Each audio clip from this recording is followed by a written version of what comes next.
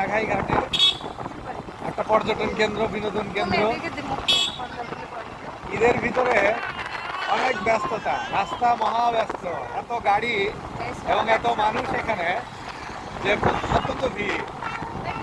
আমরা প্রায় কাছাকাছি চলে এসেছি, আর খুব বেশি দূরে নয়, আর খানিকটা গেলেই আমরা আমাদের সেই কাঙ্ক্ষিত গন্তব্যস্থলে পৌঁছে যাব। যমুনা নদীর পার, আমরা সেখানটাই বেড়াতে যাচ্ছি। হ্যাঁ বাবা, আমরা যাব, এই তো আমরা এসে গেছি কাছাকাছি। যাবো আম্মু, সেখানে যাব।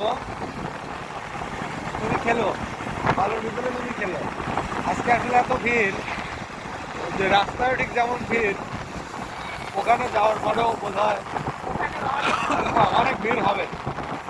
কারণ ঈদের ভিতর মানুষের জায়গায় প্রচুর বেড়াতে আসে, এবং যেহেতু এটা একটা নদীবন্দর ঘাট, সেখানে মানুষের তো এমনি সমাগম আরও বেশি হবে, কারণ প্রয়োজনের তাগিদেই আসতে হবে। আর এছাড়া বেড়াতে আসার মতো মানুষ তো রয়েছে, ঢাকা থেকে বিভিন্ন জায়গা থেকে আসে। এবং আমাদের এই আশেপাশে আর কি বেড়ানোর জায়গার বা পর্যটন কেন্দ্র খুব একটা আধিক্য নাই, মানে অপ্রতুল। সেই দিক থেকে এই জায়গাটা খুব গুরুত্বপূর্ণ একটি জায়গা, পরিচিত এবং জনপ্রিয়। হ্যাঁ হ্যাঁ হ্যাঁ, এখানে বালু উত্তোলন করে ঢিবি করে রাখা হয়েছে।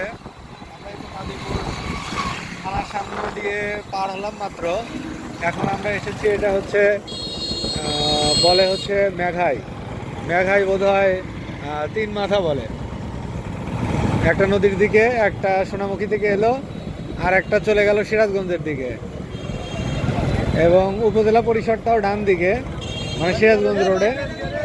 আর আমরা এখন যাব এই তো মেঘাই সোজা, সামনে ঘাট পার। কিন্তু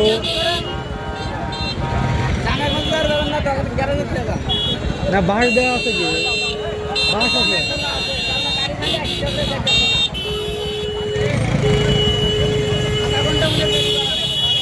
কেটে দাও স্যার।